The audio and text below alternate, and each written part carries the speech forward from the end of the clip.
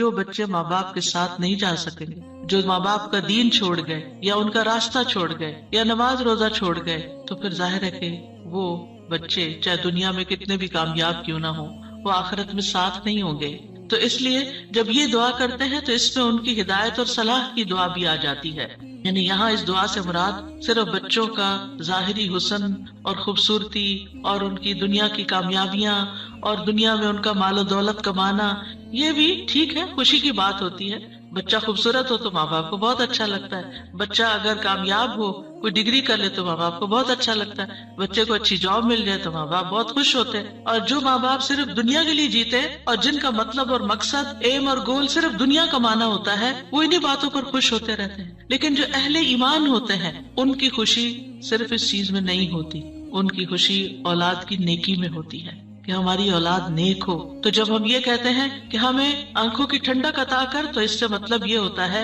کہ اللہ وہ تیرے اطاعت گزار ہوں، فرما بردار ہوں، خیر اور بھلائی کے کاموں میں آگے جانے والے ہوں، اللہ کی عبادت اچھے طریقے سے کرنے والے ہوں، گناہوں اور حرام کاموں سے بچنے والے ہوں۔ اور وَجَعَلْنَا لِلْمُتَّقِينَ إِمَامًا، کہ اللہ ہمارے ماتحت جتنے بھی لوگ ہیں وہ سب متقی ہوں۔ یعنی ایک طرف اولاد کے لیے دعا اور دوسری طرف ان لوگوں کے لیے جو ہمیں فالو کرتے ہیں یا جن کے اوپر ہم ذمہ دار بنائے گئے ہیں، کہ یا اللہ ان کے اندر بھی تقویٰ پیدا کر دے۔ یعنی ہماری اولاد تو نیک ہو، لیکن آپ کے ساتھ جو لوگ کام کر رہے ہیں، جن کے آپ ذمہ دار ہیں، مثلاً اگر آپ استاد ہیں اور آپ کے شاگرد ہیں، یا آپ ایک لیڈر ہیں، کمیونٹی لیڈر ہیں اور آپ کے بہت سے فالوورز ہیں، یا اسی طرح اور جو بھی کام آپ لیڈرشپ رول میں کرتے ہیں، تو یا اللہ جو لوگ آپ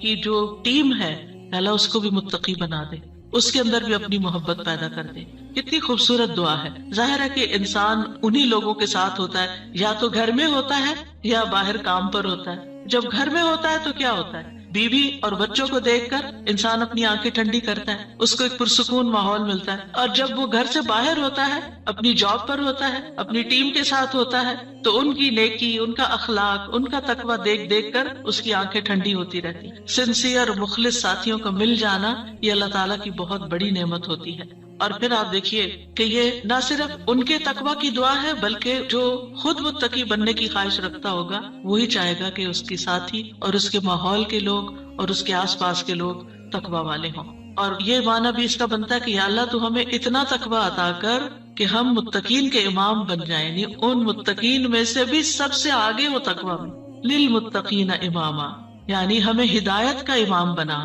لوگوں کو ہم سے ہدایت حاصل ہو، گمراہی کا امام نہ بنے۔ کیونکہ اللہ سبحانہ تعالیٰ نے خوش بخت لوگوں کے بارے میں فرمایا سورۃ الانبیاء میں، وَجَعَلْنَاهُمْ أَئِمَّةً يَهْدُونَ بِأَمْرِنَا وَأَوْحَيْنَا إِلَيْهِمْ فِعْلَ الْخَيْرَاتِ وَإِقَامَ الصَّلَاةِ وَإِيتَاءَ الزَّكَاةِ وَكَانُوا لَنَا عَابِدِينَ، اور ہم نے انہیں ایسے پیشوا بنایا جو ہمارے حکم کے ساتھ رہنمائی کرتے تھے، اور ہم نے ان کی طرف نیکیاں کرنے اور نماز قائم کرنے اور زکوٰۃ ادا کرنے کی وحی بھیجی، اور وہ صرف ہماری عبادت کرنے والے تھے۔ تو اس سے کیا پتہ چلتا ہے کہ ہم نے انہیں ایسا پیشوا بنایا جو ہمارے حکم کے ساتھ رہنمائی کرتے تھے۔ یہ ہے متقین کے امام، کہ جو اللہ کی مرضی اور اللہ ہی کے دی ہوئی جو تعلیم اور ہدایت ہے اس کے مطابق لوگوں کو گائیڈ کرتے ہیں، صرف اپنی من پسند چیزوں یا اپنی طرف سے چیزیں ایجاد نہیں کرتے۔ اور اہل شقاوت بدبخت لوگوں کے بارے میں آتا ہے وَجَعَلْنَاهُمْ أَئِمَّةً يَدْعُونَ إِلَى النَّارِ، ہم نے ان کو ایسے امام بنایا جو لوگوں کو آگ کی طرف بلاتے ہیں، جیسے فرعون تھا،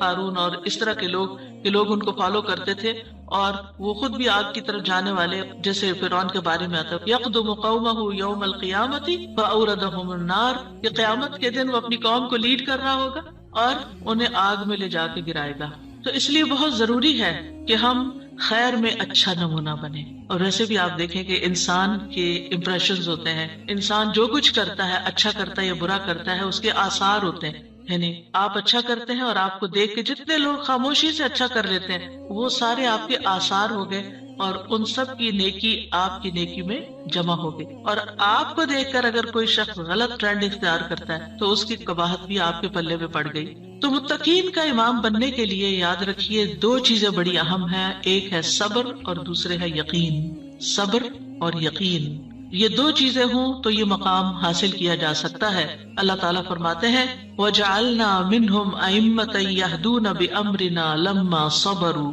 وَكَانُوا بِآيَاتِنَا يُوقِنُونَ، اور جب انہوں نے صبر کیا تو ہم نے ان میں سے ایسے امام بنائے جو ہمارے حکم سے رہنمائی کرتے تھے اور وہ ہماری آیات پر یقین رکھتے تھے۔ یاد رکھیے، ایک بچے کی تربیت صبر آزما کام ہوتا ہے، اور اس کے بارے میں ہوپ فل رہنا بھی بڑا ضروری ہوتا ہے، کیونکہ اگر ہم صبر کا دامن چھوڑ دیں اور یہ کہیں کہ یہ تو ماننے والے نہیں اور یہ ہماری سنتے نہیں، ٹھیک ہے جو چاہے کریں، اور ان کو کھلی چھٹی دے دیں، تو وہ تو بگاڑ کی آخری حد کو پہنچ جائیں گے۔ آپ کھلی چھٹی دے دیں گے نہیں، آپ کو اچھے اخلاق کے ساتھ، رویے کے ساتھ وقتاً فوقتاً ان کی اصلاح کا کام کرتے رہنا ہے، اور یہ صبر آزما کام ہے۔ یعنی بعض اوقات آپ کا دل اندر سے کٹ رہا ہوگا، آپ شدید غصے کا شکار ہوں گے، شدید نفرت کا شکار ہوں گے ان کے کسی غلط کام پر، لیکن آپ اس کا ایسا اظہار نہیں کریں گے کہ جس سے وہ ہمیشہ کے لیے آپ کو خیر بات کہہ کے چلے جائیں اور آپ سے کٹ جائیں۔ کیونکہ آپ دیکھیں بہت سے بچے ایسے ہوتے ہیں جو ماں باپ کی نیگنگ سے اور ماں باپ کی بد اخلاقی اور بدسلوکی سے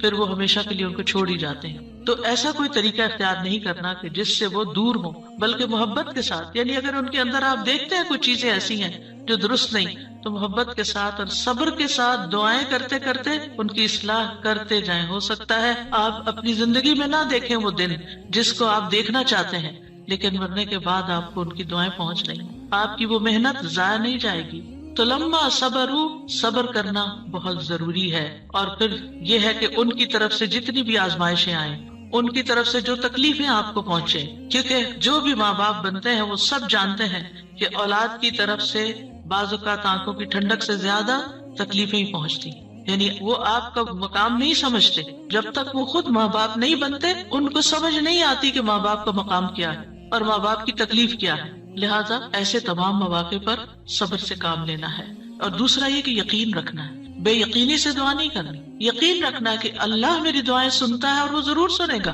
لم اکم بدعائک رب شقیا، اے رب میں تجھ سے دعا مانگ کر کبھی بدبخت ہوا ہی نہیں، تو دعاؤں کا سننے والا ہے۔ ایسی دعا کرنے والوں کا انجام بہت بہترین ہے۔ اللہ تعالیٰ فرماتے ہیں اولئک یجزون الغرفۃ، ایسے نیک بندے جن کے اندر یہ صفات ہوں، جو یہ چاہتے ہوں کہ ان کی اولاد اچھی ہو جائے، ان کے ازواج، ان کی بیوی یا شوہر اچھا ہو جائے، اور پھر صبر کے ساتھ یہ سب کام کریں، تو پھر ان کا انجام بھی بہت اچھا ہے۔ اور وہ کیا ہے کہ جنت کا اعلیٰ ترین مقام، جیسا کہ سورۃ العنکبوت میں آتا ہے والذین آمنوا وعملوا الصالحات لنبوئنہم من الجنۃ غرفا تجری من تحتها الانہار خالدین فیہا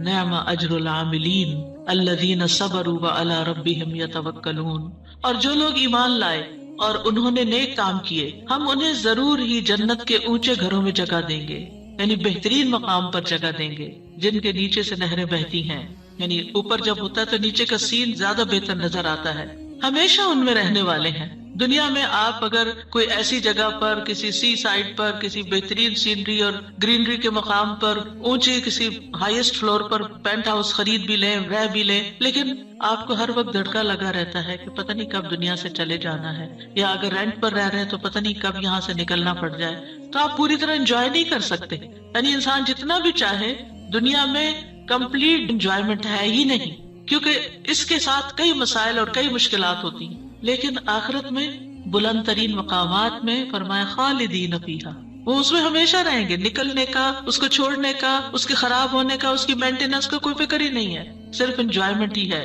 نعم اجر العاملین، لیکن یہ کس کو ملتا ہے؟ جو عمل کرتے ہیں، جو کام کرتے ہیں، جو محنت کرتے ہیں۔ کتنا اچھا اجر ہے عمل کرنے والوں کا۔ کون ہے وہ عمل؟ کیا دو عمل بتائے گئے؟ الذین صبروا وعلی ربہم یتوکلون، وہ جو صبر کرتے ہیں اور اپنے رب پر توکل کرتے ہیں، بھروسہ کرتے ہیں۔ اور اس کے علاوہ حدیث سے بھی اس مقام کو حاصل کرنے کی بات ہمیں پتہ چلتی ہے۔ نبی صلی اللہ علیہ وسلم نے فرمایا جنتی لوگ اپنے سے بلند کمرے والے کو، غرفہ والوں کو اپنے اوپر ایسے دیکھیں گے جیسے وہ دنیا میں چمکدار گہرے ستارے کو دیکھتے، اتنے بلند ہوں گے ان کے مقامات۔ آپ سوچئے کبھی آپ جب جہاز پر ونڈو سیٹ پر بیٹھے ہوتے ہیں تو آپ جب نیچے دیکھتے ہیں تو بعض بہت ہی خوبصورت مناظر نظر آتے ہیں۔ تو آپ سوچئے کہ جس کا گھر وہ ستارے کی جگہ پر ہو، اتنا بلند مقام اس کو مل چکا ہو، تو پھر اس کو کیا کچھ نظر نہیں آئے گا نیچے۔ فرمایا کہ جس طرح وہ دنیا میں چمکدار گہرے ستارے کو دیکھتے ہیں جو آسمان کے مشرقی اور مغربی کنارے میں بہت دور ہوتا ہے، ان میں سے ایک دوسرے سے افضل ہوگا۔ لوگوں نے عرض کیا یا رسول اللہ، یہ تو انبیاء کے محل ہوں گے جنہیں ان کے سوا اور کوئی نہ پا سکے گا۔ آپ نے فرمایا نہیں، اس ذات کی قسم جس کے ہاتھ میں میری جان ہے، یہ ان لوگوں کے لیے ہے جو اللہ پر ایمان لائے